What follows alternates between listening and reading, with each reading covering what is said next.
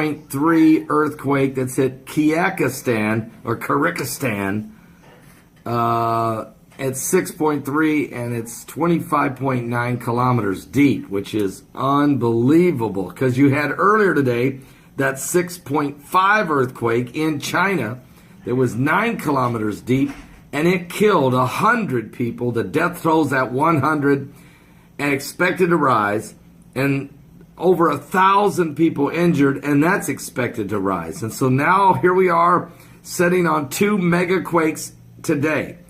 6.5 killer quake in China and a 6.3 in Kazakhstan. It just happened. We do not know what the casualties are there, but it was very powerful.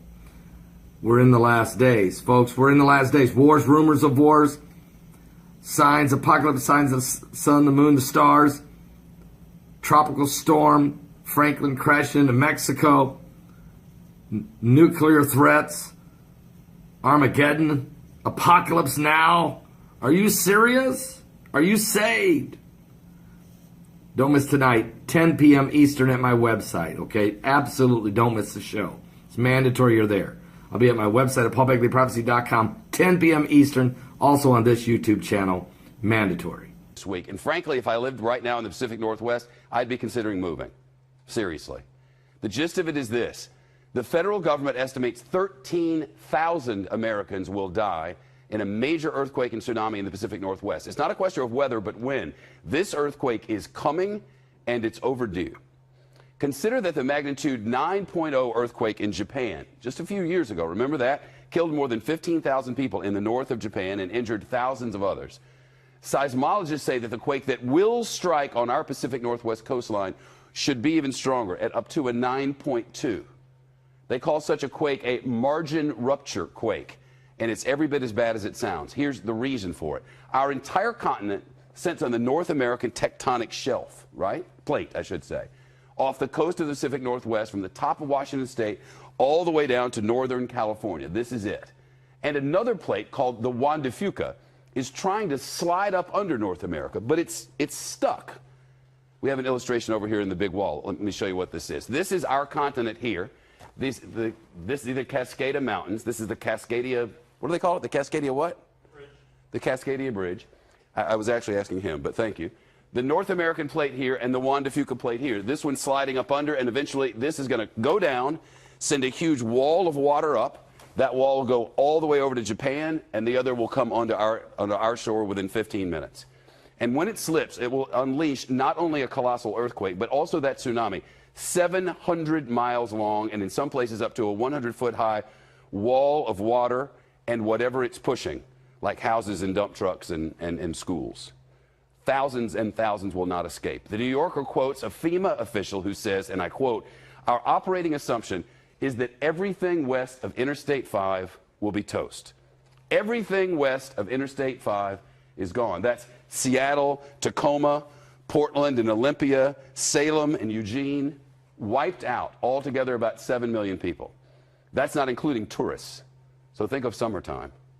The New Yorker reports that FEMA calculations indicate the disaster will damage or destroy about 1 million buildings, including 3,000 schools and 1/3 of all fire stations. And perhaps the worst part of all of this, these sorts of earthquakes happen at regular intervals in exactly this part of the world, have forever. On average, according to seismologists, about every 240 years. So when was the last one of these massive 9.2 or so earthquakes? Well, the last one was more than 300 years ago, the year 1700. It struck in the Pacific Northwest and sent a 600-foot wave of water all the way to Japan. So right now, on average, the Pacific Northwest is decades overdue for the really, really big one. Michio Kaku is a physicist and professor at City College of New York. This article is stunning. Is it overstated in any way? No, the Cascadia Fault is an earthquake waiting to happen. We know it's going to happen with an energy 30 times the maximum energy of the San Andreas Fault. So Hollywood has us brainwashed into thinking the big one is going to be in California. No, the Cascadia Fault would pack energy 30 times the energy that the San Andreas Fault can muster. The article speaks of a liquefaction of the Earth, that part of the Earth will turn to liquid. That's right. We're talking about major energy surges inside the ground that'll cause it to liquefy. We've seen that in Japan. We saw that at Fukushima, and it's almost like quicksand. One day you're walking on solid ground, the next you're falling right into a quicksand. This earthquake would last 4 minutes or more, the rattling and the shaking, and then within 15 minutes they estimate this wall of water. In the entire inundation zone, you could have water up to 100 feet high. That's right. And in the inundation zone, we have 70,000 people that have almost no clue as to what could happen. You know, in Japan, you have to live with earthquakes every day. Children go through tests and drills. People are conscious of this. But in the Pacific Northwest, it barely rates on the radar screen. There's something that happens before the shaking that we can sense, sensors can pick up. That's an early warning system that they have all over Japan, especially in the north and in the Tokyo area. They've been trying to get it pushed through, look for money for it in the Seattle-Tacoma area, nothing.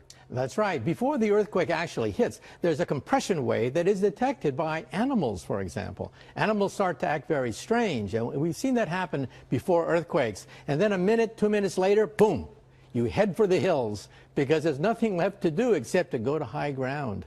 You mentioned what this sort of event has caused in history. That's right. In the year 1700, there was a massive earthquake and tsunami which surged over Japan. And then running the videotape backwards, you can actually see that in 1700, it originated with a Cascadia fault. And then we physicists can calculate the energy, the magnitude, the dynamics once we got these two events linked together. And that was only done in the last decade or so. And you mentioned Mount Everest. That's right. Mount Everest is also created by the collision of two faults, just like what we have here. The one fault going under, the other fault going over, and that created the Himalayan mountains. That created Mount Everest. That's the power packed by the subduction zone earthquake. Okay. Averages of when things are going to happen are really not very reliable. I think they used by example, the difference between 4 and 6 is 2. I forget exactly how they did it. We can't be sure exactly when this is going to happen, but we're positive it's going to happen. If you lived in the Pacific Northwest, you had little kids, would you live there? I'd think twice. I would have to drill them just like what they do in Japan, be part of their life in terms of having an emergency kit, where to go in case of an emergency, what to do, what frequencies to go to, and so on and so forth. And by the way, we know that this is going to happen because by simply drilling into the seafloor, we can see evidence of ancient tsunamis going back 10,000 years. And we know that... There have been how many over that period? 41, which means that the time between the cycles is about 240 years. Wow. And it's been 315 years since the last big one. Now, of course, this is not rigorous, it's not absolute. But according to this figure, we could be overdue for another big one. Yeah, by many decades. It's nice to talk to you. Thank you. Really weird and scary. That's right. And, you know, within the lifetime of some of our viewers, they may see Seattle and Portland destroyed. It's a great article at the New Yorker. It's in this month's edition, and spectacularly well written. And the facts that go along with it they're really sort of mind-numbing. See you soon. Thank you.